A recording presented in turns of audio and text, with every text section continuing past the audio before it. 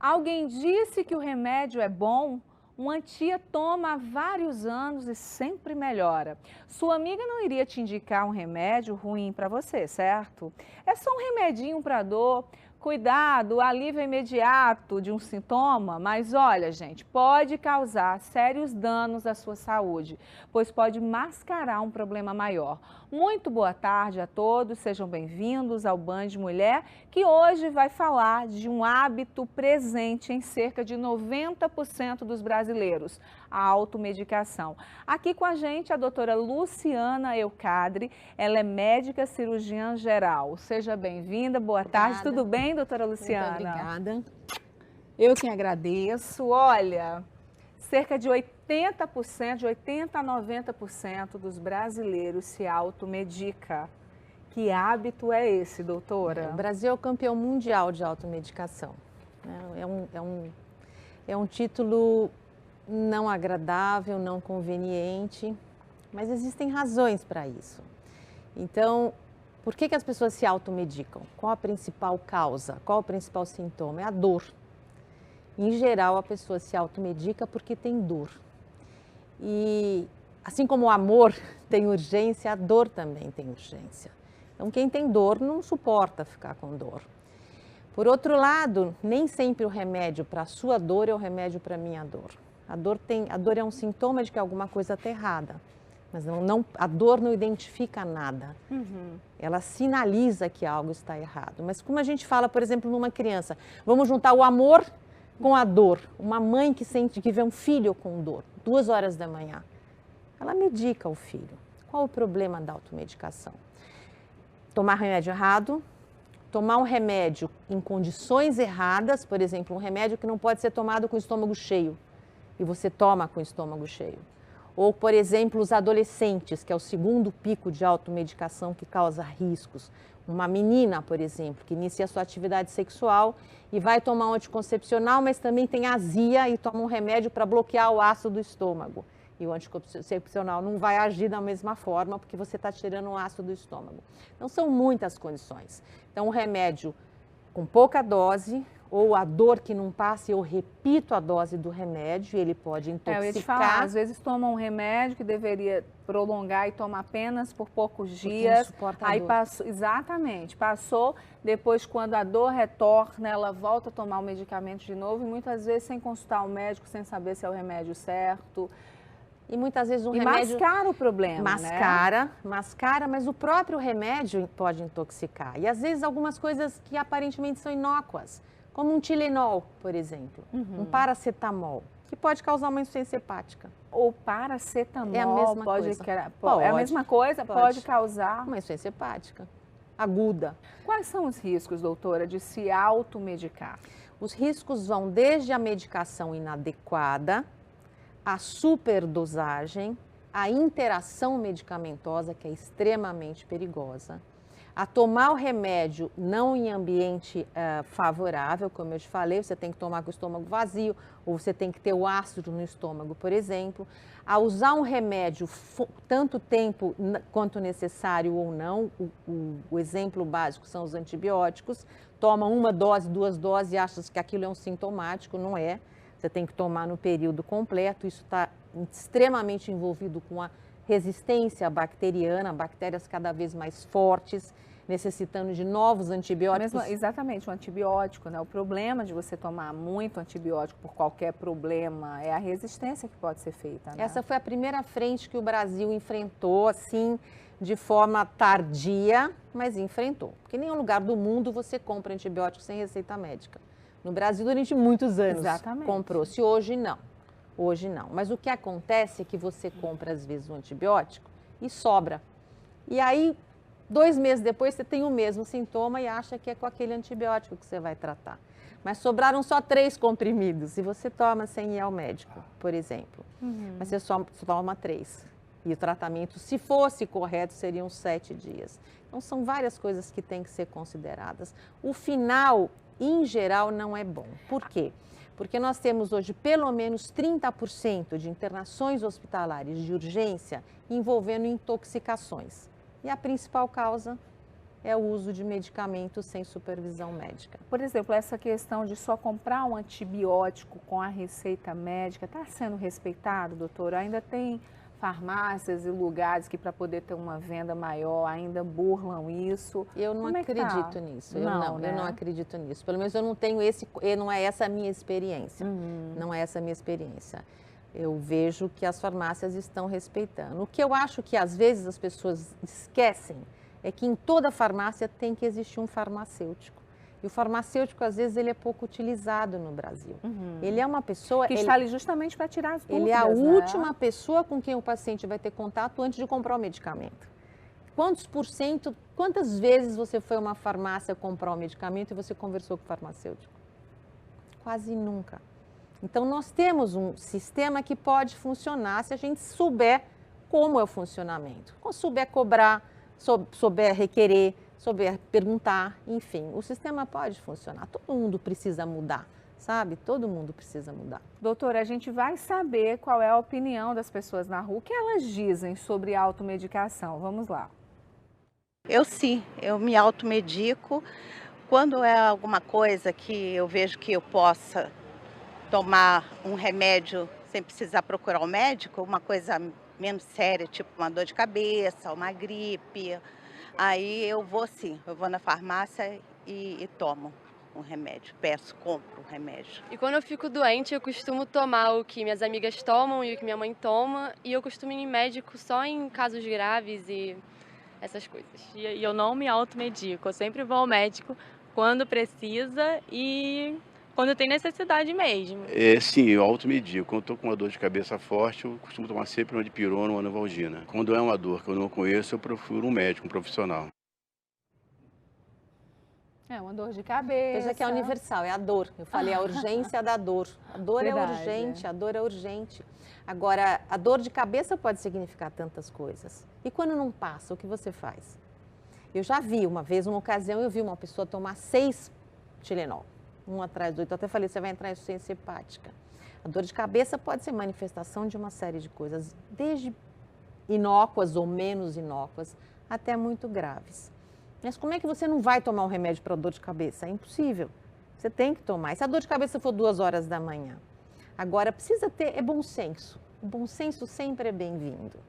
Ele mesmo falou, não passou a dor? Pode ser alguma coisa. A dor de cabeça, existem características próprias da dor de cabeça. Se a dor dói só metade da cabeça, se dói na tampa da cabeça, se dói no occipital. Tem como saber, doutora? O médico sabe. O problema é que com o Google todo mundo virou médico.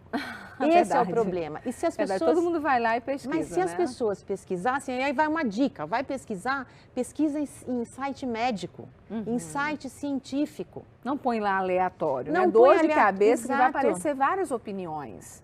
E se você vai a um site médico, você vai ter Procure um site científico com uma chancela de alguma sociedade, com uma chancela de alguém que está fiscalizando ou corrigindo o que está escrito ali. Né? Porque aquilo é universal, qualquer um escreve, não existe crivo de nada, então procure alguma coisa pelo menos oficial. O ideal é procurar um médico. Eu acho que tem médico para todo mundo, né? Precisa conseguir a população chegar ao médico. Qual o maior tipo, doutora, de intoxicação por causa dos remédios? Em geral, são os remédios para dor, né? Em geral, são os remédios para dor. Como eu te falei, pode ser uma coisa boba, né? Nós estávamos conversando antes de começar o programa. Uma ocasião, eu operei um paciente que tomou um anti-inflamatório, 2 horas da manhã, e perfurou o estômago. O anti-inflamatório está muito ligado a problemas no estômago também, Isso, né? E o mais interessante é que depois da operação, ele ainda falou, doutora, mas eu não tomei via oral, foi sublingual, como se o remédio precisasse passar no estômago para lesar o estômago, né? Entendi. Então, é muito interessante. A dor, como eu falei, é o principal, portanto, os remédios contra a dor são os principais. Gente, o anti-inflamatório, ele é vendido aí, né, sem acompanhamento, e muita gente, um probleminha, tô com dor disso, ou a garganta e tal, vai tomando anti-inflamatórios assim, achando que é uma coisa inofensiva. Mas não é. Ele pode fazer uma lesão da mucosa gástrica, ele pode prejudicar e prejudica muito o seu rim. Qual é o nome de remédio? Droga, é droga. Quem é que disse que a diferença entre o remédio e o veneno é a dose? Quem foi? Paracelsus, acho, não sei. Mas é isso. Então, precisa ter uma supervisão, precisa ter uma orientação. E mais do que tudo, precisa ter uma prescrição. Precisa ter uma prescrição. As pessoas não usam, assim, o sistema de saúde tem falhas graves, enormes, mas a população também precisa ser mais disciplinada. Se educar com relação a esse assunto. Mais né? um problema que a gente tem para resolver. Mais um, entre tantos. Bom, a gente vai para o intervalo rápido. Daqui a pouco a gente continua essa conversa. A gente tem uma tabelinha para comentar. Tem a questão das nossas crianças, a automedicação para crianças. E ainda hoje nós vamos falar de cuidados com os nossos pés. Tem ação social também aqui no nosso programa e o nosso hashtag Divando. O Band Mulher está só começando, não sai daí, até já.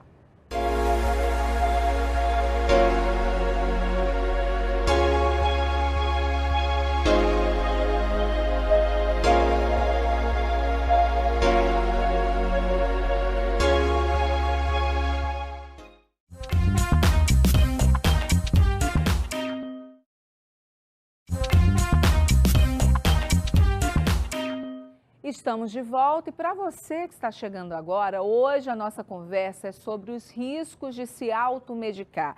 Eu estou aqui com a doutora Luciana, a gente está falando, a gente já comentou dos dados que são alarmantes em nosso país. Em primeiro lugar, né, doutora Luciana, com relação à automedicação, mais um problema do nosso país. E a importância da gente ter cuidado, ter consciência. A gente já falou alguns dados com relação a crianças também, né? 35% dos casos de intoxicação é pelo acesso que as crianças têm, então vale a lembrança, né, os pais que automedicam e o acesso também, vale lembrar que a forma que você vai guardar a medicação em casa tem que ser em lugares que a criança não tenha acesso. Não só guardar, mas também quando o remédio está vencido.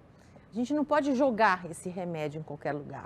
Hoje as farmácias têm um lugar para o remédio vencido. Se você joga em qualquer lugar, você contamina a água, por exemplo. Então, remédio, é droga. Né? Precisa guardar direito, usar direito, respeitar a data de validade e desprezar quando não é mais utilizado, quando não pode ser mais utilizado. Agora nós temos uma tabela aqui dos remédios preferidos. Até estranho falar isso, né? Remédios preferidos. Você pode comentar pra gente, doutora Luciana? Então, os xaropes, eles são um problema. Por exemplo, eles podem sedar, você pode dormir. Se você tiver algum problema respiratório, por exemplo, alguma dificuldade respiratória, uma doença pulmonar, que você tenha dificuldade de respiração, um xarope, dependendo do que esse xarope pode ter, ele pode sedar a pessoa. O xarope, hoje, alguns xaropes precisam de receita médica, todos deveriam precisar.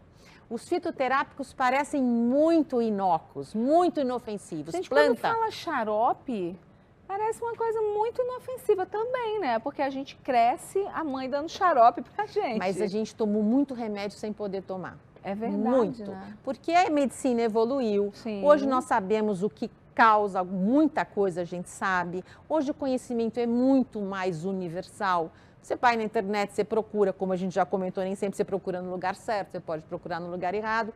Os fitoterápicos são muito interessantes, porque é aquela coisa, a minha avó mandou fazer uma coisa com a planta, mas você já pensou que o que cura, o que medica na planta é a parte química da planta.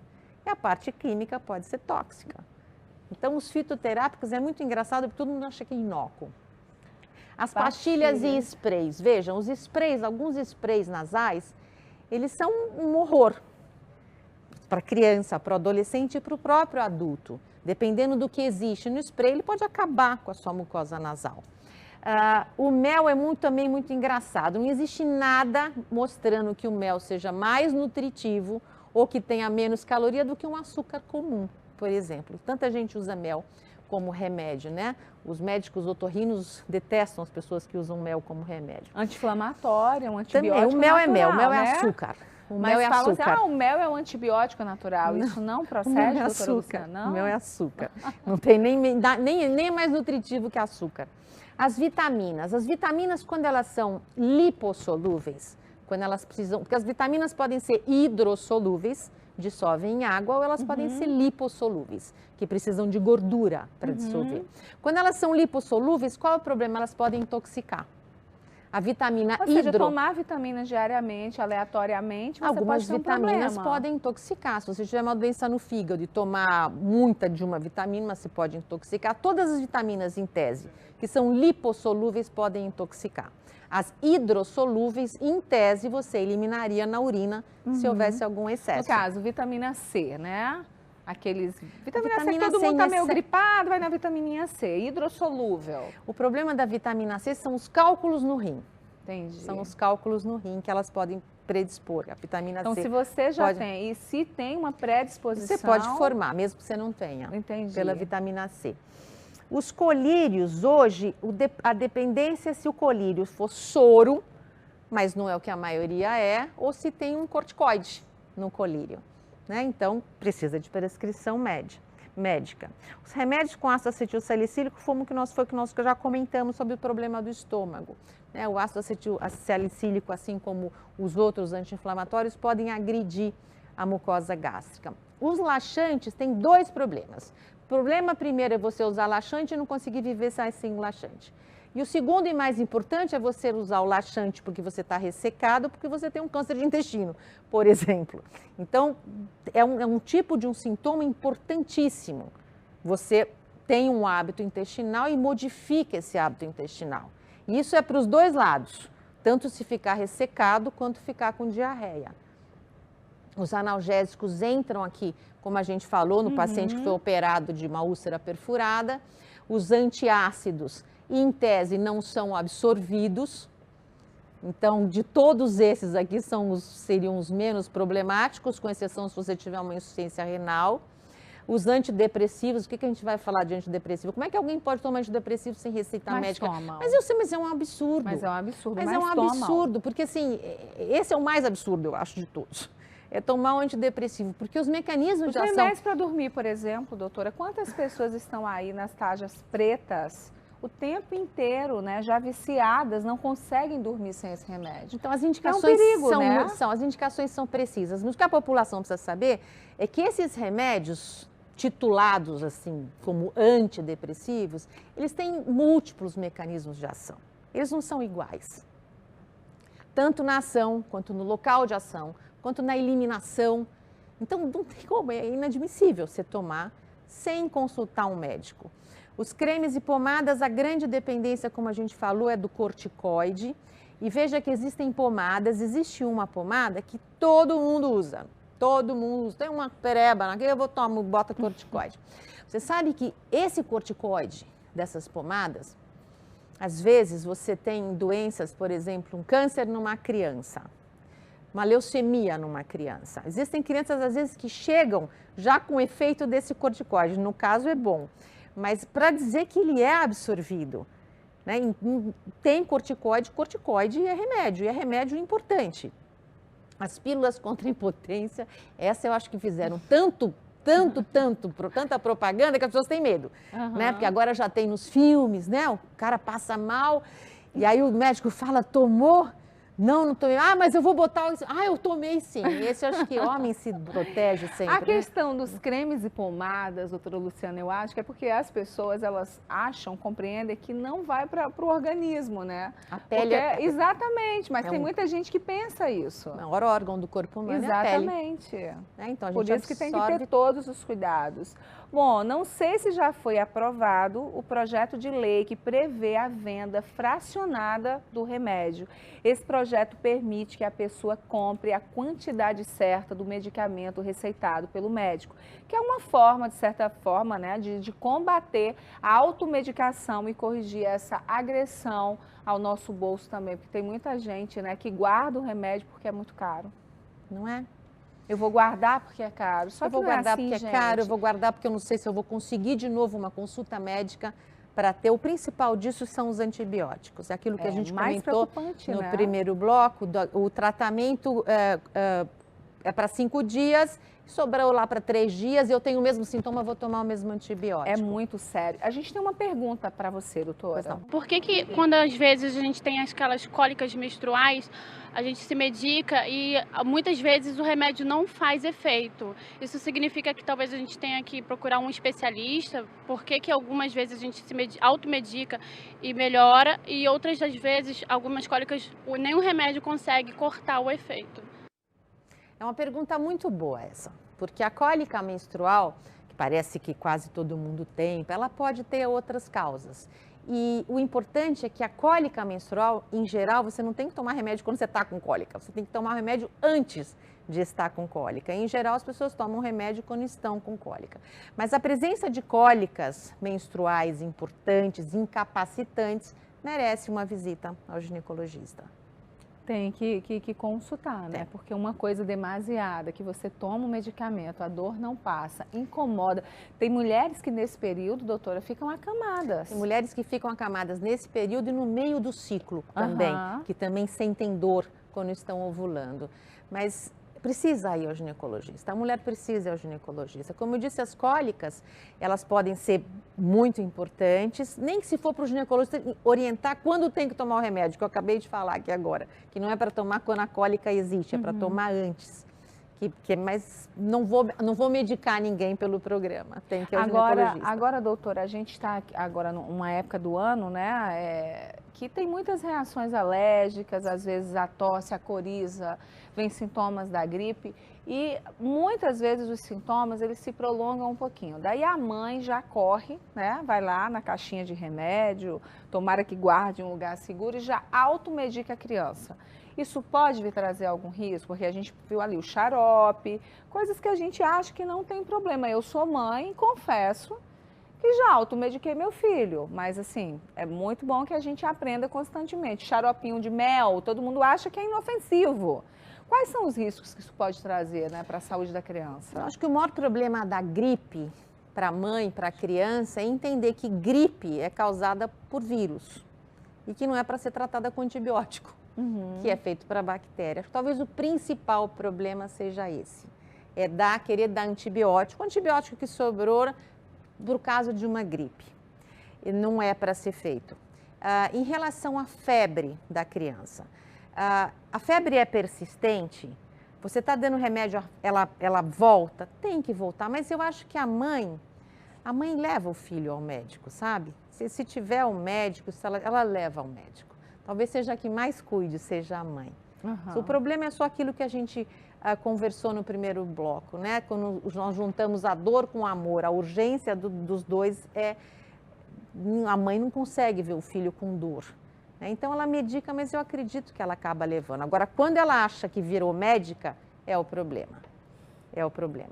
Doutora Luciana, muito obrigada pela sua participação aqui no programa. Um recado rapidinho para quem está nos assistindo agora sobre tudo que a gente falou aqui. Nada mais importante do que saúde. Nada é mais importante, a gente precisa cuidar da nossa saúde. A vida é difícil, existem muito mais dificuldades do que facilidades, mas a gente precisa cuidar da nossa saúde.